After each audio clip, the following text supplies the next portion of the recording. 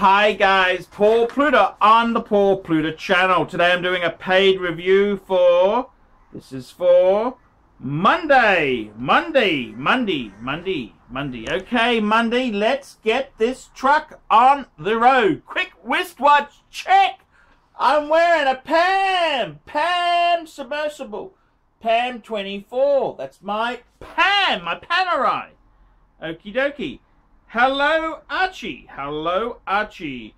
I'm thinking of buying a Rolex Explorer 2 42mm white dial. I'm in Miami on a business trip, and there's only one available at Rolex Torno dealer.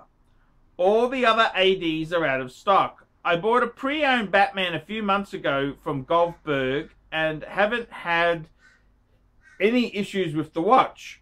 I'm not sure if I want to buy the watch new at retail plus tax or wait for a pre-owned. I always wanted to buy a Rolex brand new and have the papers with my name.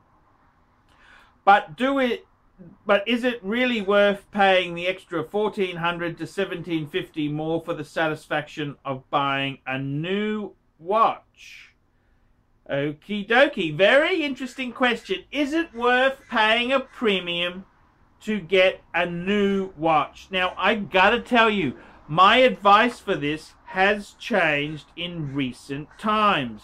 See, what's happened now is Rolex retail prices are kind of irrelevant because most of the Rolex sports range is selling at a premium on the secondary market. So, for example, Goldberg, he's a great dealer. He would be selling a Batman over retail now. The market, it's the capitalist system we work in, has gone crazy. So it's more so. I must say to you, it is a very tricky thing to get Rolexes now. It's very hard. It's hard, man. It's hard.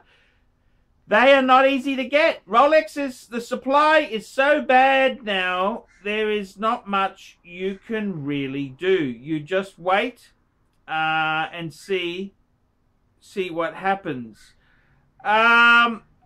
Is it worth paying the extra? That's a very good question. Sometimes, I got to tell you, sometimes the difference between new and second hand is quite small. Let me tell you what happened to me. I wanted to get a discount diver, and this is my Tudor Black Bay Heritage. I wanted a discount diver, and it was cheaper for me to buy this from an AD than to buy one on the secondary market. They weren't as cheap. This watch here was about 18% off retail and brand spanking new. So I got to tell you, it is pretty damn good to buy a piece new. Would I pay extra to do it? You know something? I don't like buying new because I always worry when I'm buying things new. You could be making a mistake. It's just, you know, I like the secondary market. I'm a bottom feeder, so I like to buy my pieces on the used market. I don't like, you know, the dealers in general. Ooh, they're nasty. They're nasty fuckers. But look, the problem now is, of course, is that Rolexes are so hard to get that you can't even get them. You walk into a Rolex store, there are no fucking steel sports Rolex. Very limited selection. So it's more so you've got to pay a massive premium on the secondary market. Hulks, Batmans, Daytonas, the Panda. Oh my God, you just can't walk in and get one. The secondary market is selling at a premium. So to be honest with you, your advice there, yeah, I get it. If you can get a new one, it's quite safe to do. Generally speaking, the Explorer 2, I've seen them a little bit cheaper on the used market. It's funny, the Explorer 2 was actually, the 42mm was soft, so dealers did have them available. Now, they're harder and harder to get from dealers. Look, I don't think it matters. It doesn't matter whether you buy it new or used. You buy what floats your boat. You buy what you like. If you can get one, if the dealer's got stock, hey, pooba, pooba, pooba. But I would say nowadays, there is fucking very, very limited stock. So if you can get one new, a little bit more, hey, why not? It's a good experience.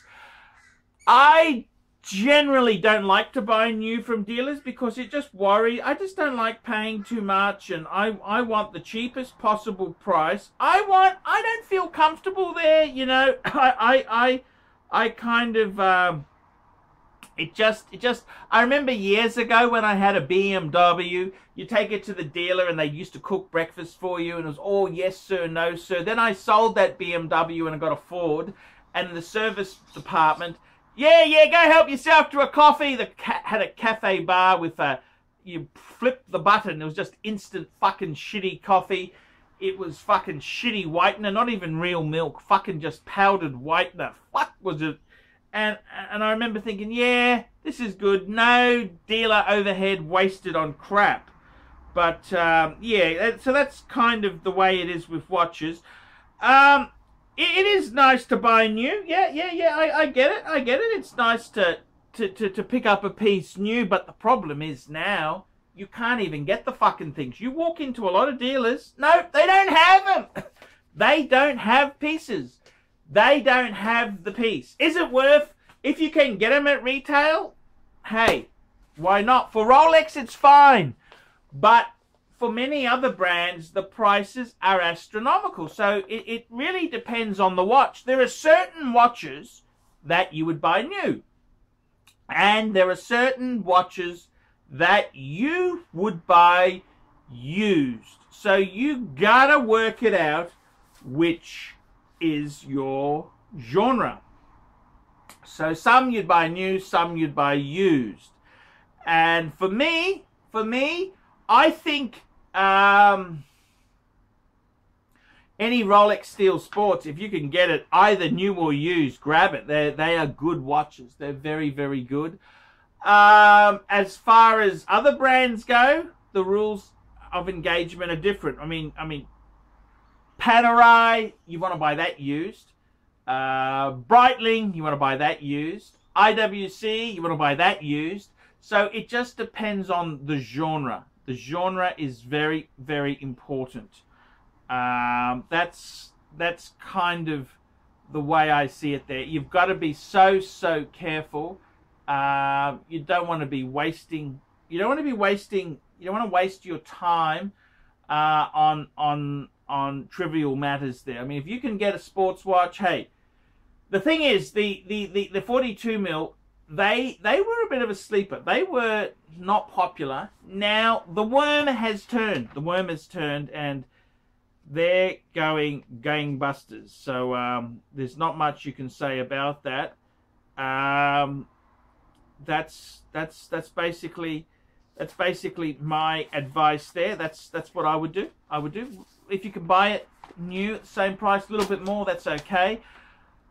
$1,300 US. Ooh, fuck. How much inferior is the used one? You know, that's still a lot of money. Fuck, I don't know how much you earn, but fuck me dead, that's still a big chunk of change. So go out there, see what you feel comfortable for you, and keep buying Rolex. Rolex. That's the way to go. I'm Paul Pluta. This has been another paid review. Remember, paid reviews are 50 US fuckeroonies. And don't forget, like, subscribe, and tell your fuckhead friends. You know, the poor pontiff. He struggles to eat all those reef and beefs to meet the demand that is placed upon him. It's not easy being an international YouTube celebrity. He's given us everything he has to give, and he might have hit rock bottom. But hey, let's take a look at where he's going now and what he's going to do next.